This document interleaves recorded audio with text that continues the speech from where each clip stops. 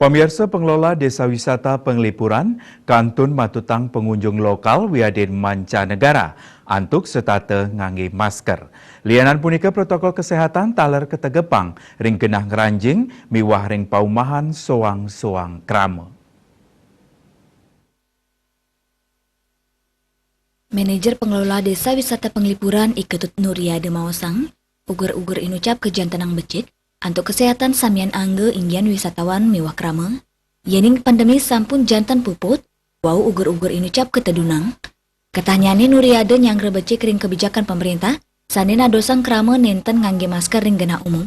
Duaning asapunika pai ketandane Kantun Matutang wisatawan antuk ngangge masker, ritakala rauh ke Desa Penglipuran. Wisatawan kedadosang ngeles masker ring genah-genah sane sampun ketetapang, mekadi ritatkala mefoto, ngajeng mewah ring genah sane nenten ramia.